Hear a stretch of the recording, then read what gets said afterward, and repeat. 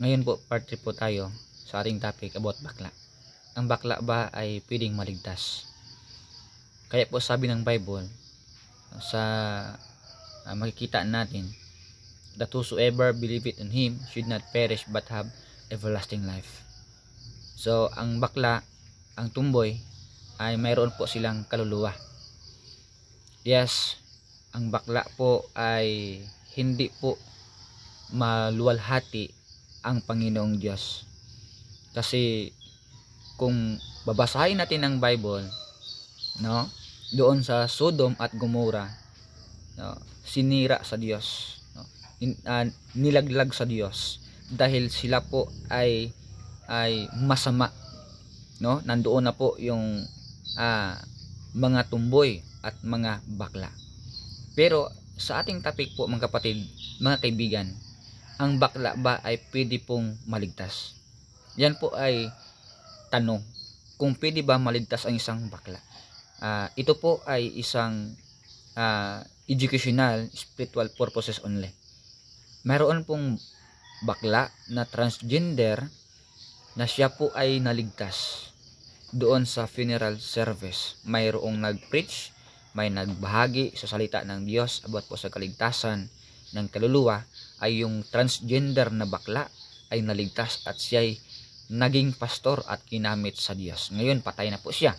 Pero dito po makikita natin po ang ating stand. Once ng isang bakla ay naligtas, iyan. Sabi ng Bible in 2 Corinthians 5:17, therefore if any man be in Christ, is a new creature. All things are passed away, behold, all things are become new. So ibig sabihin mga kapatid, pwede talaga ang bakla, ang tumboy, maligtas, no? Kasi yung regalo naman mga kapatid, kaibigan, is para sa lahat, no? Para sa lahat yun eh. Kaya nga regalo yung kaligtasan. So pwede mo talaga makuha yung regalo. Ano ang gagawin para makuha mo ang isang regalo? Ano ang gagawin mo para matanggap mo ang isang regalo? Kaya nga sabi ng Bible, that whosoever believeth in Him should not perish but have everlasting life. So ang importante mga kapatid, mga kaibigan, kung ang isang bakla ay magsisisi sa kanyang kasalanan at tatanggapin niya si Jesus Christ bilang tagapagligtas sa kanyang kaluluwa, sabi ng Bible in John 1:12, but as many as receive Him, to them give He power to become the sons of God, even to them that believe on His name. Ibig sabihin, kung siya ay sumampalataya sa Diyos, tinanggap niya si Kristo Jesus bilang tagapagligtas sa kanyang kaluluwa, sabi ng Bible, magkaroon siya ng buhay na walang hanggan. Again, ito po uulitin ko para sa mga viewers diyan, baka ma-misinterpret na naman ninyo or ma-misunderstand naman ninyo, ang isang bakla pag siya ay ligtas na or nag-claim na siya ay ligtas na, makikita po natin sa Bible na talagang may Holy Spirit na siya. Ephesians chapter 1 verse 13, no? So siya po ay mayroon ng Holy Spirit sa kanyang puso. At sasabi ng Bible in 1 Corinthians chapter 6 verse 19 and 20, sabi diyan ay templo na siya ng Diyos.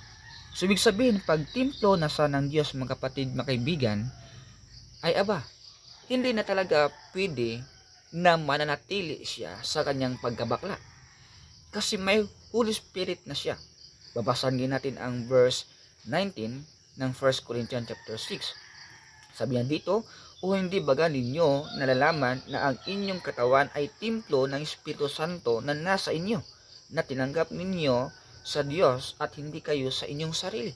Ibig sabihin, once ang isang bakla, pag naligtas na, hindi na po siya ang may-ari sa kanyang kaluluwa. O hindi na po siya ang may-ari ng kanyang buhay, ng kanyang katawan. Kundi sabi yan sa Bible, sapagkat kayo'y binili sa halaga, luwalhatiin nga ninyo ang inyong katawan ang Diyos. So ibig sabihin, ang bakla ay hindi po magpapatuloy sa kanyang pagkabaklaan, o ang tumboy ay hindi po magpapatuloy sa kanyang pagkatumboy, kasi kung siya ay totoong ligtas mga kapatid, kaibigan, dapat luwalhatiin niya ang Diyos. Kasi siya po ay templo ng Diyos. Another, sabi ng Bible in 1 Corinthians chapter 3, magsimula tayo sa verse 16. Sabi dito, hindi baga ninyo nalalaman na kayo'y templo ng Diyos at ang Espiritu ng Diyos ay nanahan sa inyo. So, questionable po mga kapatid, mga kaibigan, ng isang bakla ay nagsasabing ligtas siya pero bakla pa rin hanggang mamatay siya. Kasi ang totoong ligtas mga kapatid, mga kaibigan, ay nagbubunga po yan ng mabuting gawa.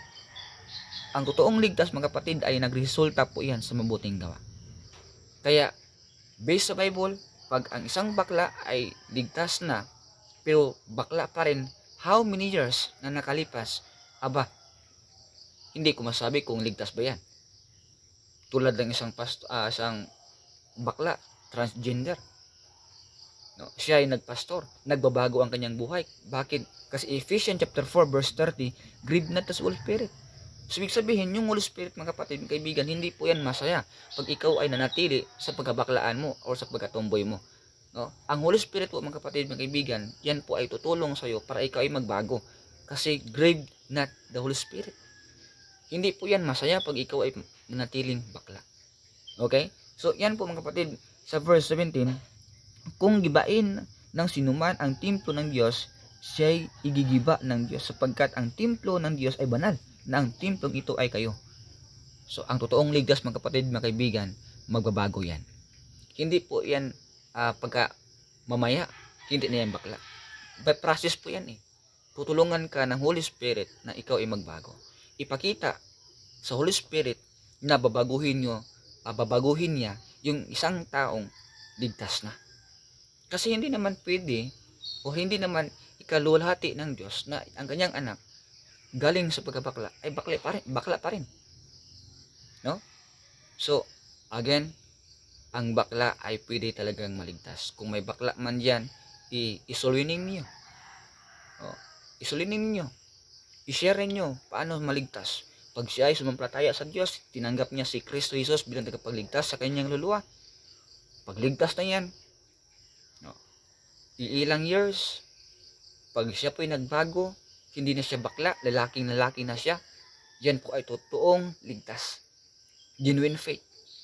Pero kung siya ay nag-claim, again, ligtas ako pastor, pero bakla pa rin hanggang namatay o tumboy pa rin hanggang namatay siya, iwan ko kung ligtas ba yan. Diyos na nagkalang. Kasi based lang po sa Bible, ang totoong ligtas ay nagbubunga po yan ng mabuting gawa.